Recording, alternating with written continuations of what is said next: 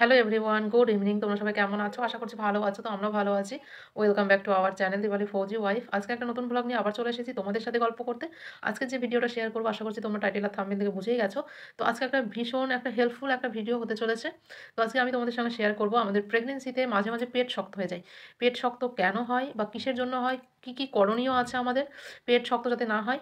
আর হচ্ছে আমাদের এই যে পেট শক্ত হয়ে যায় এর থেকে বেবির কী ক্ষতি হতে পারে? বা আমার যখন পেট শক্ত হয়েছিল এর ফলে আমার কি ক্ষতি হয়েছিল? আমাকে ঠিক কি, কি করতে হয়েছিল? আমার কি বেবি ডেলিভারি হয়ে গেছিল? বা তোমাদেরও পেট শক্ত হয়ে গেলে বেবি ডেলিভারি হয়ে যেতে পারে?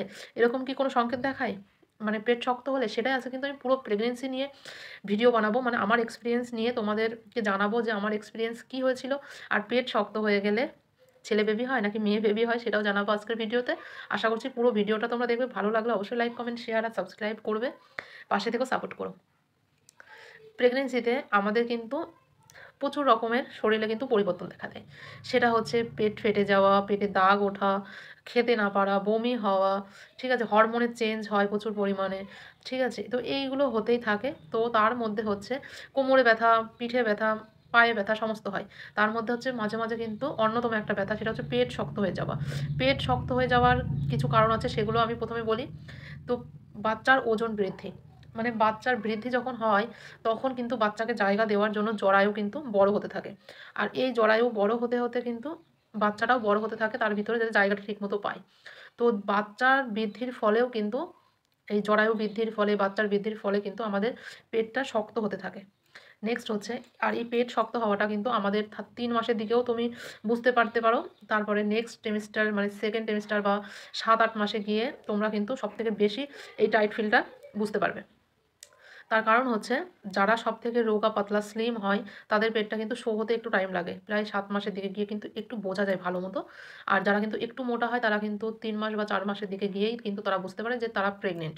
তাদের বেবি বাম্প শো হয়ে যায়। যেমন আমার সময়, মেয়ের সময় কিন্তু বেবি বাম্প শো হতে টাইম লেগেছিল যেহেতু রোগা ছিলাম। আর রোগা ছিলাম যেহেতু ওই সময়টা আমার পেট শক্ত, টাইট ফিল কোনো কিছুই হতো না, হয়নি। ছেলের সময় যেহেতু ওয়েটটা বেশিই বেড়ে গেছিল, মেয়ের সময় যেহেতু আমি মোটা হয়ে গেছিলাম, সেজন্য ছেলের সময় তো আমি মোটাই ছিলাম। তো মোটা অবস্থাতেই আমি কনসিভ করেছি। এখনো বুঝতেই পারছো ওয়েটটা বেশ ভালোই রয়েছে। তো ছেলের সময়তে কিন্তু আমার পেটটা শক্ত, শক্ত হয়ে গেছিল। অ্যাকচুয়ালি যারা মোটা হয় তারা কিন্তু উম পেটটা যেহেতু বেশি বেড়ে যায় আমার মনে হয় তারাই কিন্তু বেশি এই টাইট ফিলটা বুঝতে পারে রোগাদের থেকে। তো গর্ভাবস্থায় আমাদের কিন্তু প্রচুর পরিমাণে পেটে গ্যাস হয়। আর এই গ্যাস হওয়ার একটাই কারণ সেটা হচ্ছে হরমোনের মাত্রা বেড়ে যাওয়া। তো এই হরমোনের মাত্রা বেড়ে যাওয়ার ফলে আমাদের কিন্তু পেটের পেশিগুলো ঢিলে হয়ে যায়। তো ঢিলে হয়ে যাওয়ার ফলে একটা সময় গিয়ে মানে যে খাবারটা আমরা খাই সেই খাবারটা কিন্তু ঠিকমতো হজম হয় না।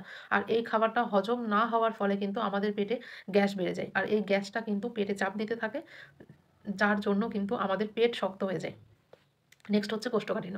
প্রেগনেন্সিতে কিন্তু কম বেশি সমস্ত মায়েদেরই কিন্তু কোষ্ঠকাঠিন্য হয়। ঠিক আছে? তো এই কোষ্ঠকাঠিন্যের ফলে কিন্তু আমাদের পেট কিন্তু শক্তভাব হতে থাকে। নেক্সট হচ্ছে শিশু নড়াচড়া। প্রেগনেন্সিতে কিন্তু আমাদের বেবিরা কিন্তু কারো বেবি কম নড়ে, সেই মা কিন্তু প্রচুর টেনশনে পড়ে যায় যে আমার বেবি কম নড়ছে, আবার বেশি নড়লেও টেনশনে পড়ে যায়। তো বেবি যেরকম অ্যাক্টিভ থাকবে অবশ্যই সেরকমভাবে নড়াচড়া করবে। তো বেবির এই নড়াচড়ার ফলেও কিন্তু আমাদের পেট শক্ত হয়ে যেতে পারে। ঠিক আছে? নেক্সট হচ্ছে খাওয়া-দাওয়া। আমাদের খাওয়া-দাওয়া ডক্টররা সবসময় বলেই থাকে যে আমরা যে খাবারটা খাবো অবশ্যই সেটা ২ ঘন্টা অন্তর, অন্তর অল্প, অল্প খাবার নিয়ে খাবো। কখনোই একবারে অনেক খাবার নিয়ে একবারে সঙ্গে, সঙ্গে খেয়ে নেবে না। তো একবারে যদি তুমি পেট ভরে খাবারটা টাইট করে খেয়ে নাও বেশি করে তাহলে কিন্তু তোমার পেটটা পুরো শক্ত হয়ে যাবে, অস্বস্তি ফিল করবে। তখনই কিন্তু পেটটা পুরো শক্ত, শক্ত হয়ে যাবে। তো আমাদের খাওয়া-দাওয়াটা যদি কন্ট্রোলে থাকে, অল্প, অল্প খাবার ঘন, ঘন যদি খাই, অবশ্যই হজমটাও ঠিকমতো হবে। কোষ্ঠকাঠিন্য হবে না, হজমটা ঠিকমতো হবে। আবার পেটে গ্যাস হবে না, আবার তোমার পেটটা শক্ত ভাবও হবে না। খাওয়া-দাওয়াটা ঠিকমতো করতে হবে। নেক্সট হচ্ছে আমাদের পেট শক্ত হলে কী, কী করণীয় আছে? নেক্সট বলি পেট শক্ত হলে অবশ্যই তোমরা প্রচুর পরিমাণে জল খাবে। জল খেতে হবে প্রচুর পরিমাণে। অবশ্যই আমার মনে হয় প্রেগনেন্সিতে ৩ লিটার জল তো খেতেই হবে। তার থেকেও বেশি যদি তুমি পারো ৪ থেকে ৫ লিটার জল যদি তুমি খেতে পারো দিনে তাহলে কিন্তু তোমার প্রেগনেন্সিতে প্রবলেম হবে অবশ্যই, অবশ্যই মানে তোমার অনেক রকম প্রবলেমও কিন্তু কমও হবে। যেমন শরীরটা তোমার হাইড্রেটেড থাকবে, বেবির যে জলের প্রয়োজন সেটা ঠিকমতো পাবে। তারপরে তোমার ইউরিন ইনফেকশনের চান্স অনেকটাই কমে যাবে। প্রেগনেন্সিতে কিন্তু জ্বালা-পোড়া হয় প্রাইভেট পার্টে বা ভাজাইনাতে। সেখানেও সেই জিনিসটাও কিন্তু কম হবে বা একদমই না হতেও পারে। যেমন আমার ছেলের সময়তে কোনোদিনই আমার ইউরিনে কোনো প্রবলেম হয়নি, ইনফেকশন হয়নি, ঠিক আছে? জ্বালা-পোড়া হয়নি, কোনো কিছুই হয়নি। তার কারণ আমি প্রচুর পরিমাণে জুস খেতাম, জল খেতাম, ডাবের জল খেতাম, মেয়ের সময়তেও খেতাম। ঠিক আছে? তো প্রচুর পরিমাণে জল পান করতে হবে তাহলে কিন্তু পেট শক্ত ভাবটা হবে না। নেক্সট হচ্ছে যদি পেট শক্ত খুব বেশি পরিমাণে হয় তাহলে অবশ্যই তোমরা যে উষ্ণ গরম জল করে কিন্তু স্নান করতে পারো। গরম জলে তাহলে কিন্তু অনেক সময় পেট শক্ত ভাবটা একটু হলেও কম হয়। নেক্সট হচ্ছে আমরা কিন্তু বাড়িতে কাজকর্ম করি, এক জায়গায় বসেই কাজকর্ম করি। তো অবশ্যই তোমরা যখন কাজকর্ম করবে বা ঘুমিয়ে থাকবে, শুয়ে থাকবে, যখনই হোক না কেন যদি তোমাদের টয়লেট চাপলে অবশ্যই কিন্তু সঙ্গে, সঙ্গে টয়লেটে যাবে। কোনো সময়ের জন্য টয়লেট চেপে রাখবে না। চেপে রেখে দিলে কিন্তু অনেক সময় পেট শক্ত, শক্ত ভাব হয়ে যায়। তো যখনই টয়লেট পাবে অবশ্যই টয়লেটে চলে যাবে। কোনো কাজকর্ম করছো হয়তো টয়লেট পেয়েছে। টয়লেট না গিয়ে কাজ করেই চলেছ, চেপে রেখে দিয়েছ। সেটা কিন্তু একদমই উচিত নয়। অবশ্যই প্রেগনেন্সিতে ঠিক থাকতে গেলে অবশ্যই তোমাকে সঙ্গে, সঙ্গে ইউরিন পাস করতে হবে। হয়তো কোনো জায়গায় বেড়াতে গেছো বা যাচ্ছ, ঠিক আছে? যেখানেই হোক না কেন। ট্রেনে হয়তো একদিনে জার্নি করছো। অবশ্যই ভিড় হয়, অনেক রকম প্রবলেম হয়। সেইজন্য হয়তো বাথরুম চেপে বসে রয়েছো। অবশ্যই সেটা কখনোই করবে না। সঙ্গে, সঙ্গে ইউরিন পাস করবে। ঠিক আছে? তাতে তুমি নিজে যতটা মানে ইউরিন পাস করবে তত কিন্তু তোমার স্বস্তি থাকবে। শরীরটা ঠিক থাকবে, ভালো লাগবে। ঠিক আছে? পেট শক্ত, শক্ত ভাব হলে কিন্তু অনেক সময় বেবিরও ক্ষতি হতে পারে। সেইজন্য তোমরা অবশ্যই ইউরিন পাসটা ঠিকমতো টাইমে করবে। অবশ্যই নিজের ভ্যাজাইনাটাকে ক্লিন রাখার চেষ্টা করবে। নেক্সট হচ্ছে অবস্থানের পরিবর্তন। মানে হয়তো তুমি ঘুমিয়ে আছো বাঁ পাশ ফিরে, ঠিক আছে? অবশ্যই একদিকে কাত হয়ে অল টাইম ঘুমিয়ে থাকবে না। একবার ডান দিকে বা বাঁ পাশে অবশ্যই চেষ্টা করবে। একবার এদিক, একবার ওইদিক পাশ ফিরে ঘুমানোর চেষ্টা করবে। কখনো, কখনো একটু হাঁটাচলাও করতে পারো। এতেও কিন্তু অনেক সময় কিন্তু তোমার পেট শক্ত হওয়া ভাবটা কিন্তু কম হতে পারে। নেক্সট বলি তোমাদের, আমার মেয়ের সময় কিন্তু আমার কখনোই পেট শক্ত হয়নি। আমার ছেলের সময়তে আমার যখন ৮ মাস পড়ল, ৭ মাস পূর্ণ হয়ে, তখন আমার কিন্তু পেট শক্ত হয়েছিল প্রচুর পরিমাণে। সেজন্য আমি ডক্টরের কাছে যাই এবং ডক্টর আমাকে কিন্তু ভর্তি করে দিয়েছিল, অ্যাডমিট করে দিয়েছিল। আমার বেবিও কম নড়াচড়া করছিল। অ্যাডমিট করে দেওয়ার পরে কিন্তু ঠিক তার ৩ দিন পরে আমার বেবি ডেলিভারি হয়ে গেছিল। বাচ্চাদানির মুখ খুলে গেছিল আমার। তো আমার ৮ মাসেই আমার ছেলে হয়েছে। তার জন্যই বলব তোমাদের, যদি পারো পেট শক্ত হয়ে গেলে সেটাকে অনেক সময় খারাপও হতে পারে, যেমন আমার জন্য খারাপই হয়েছিল।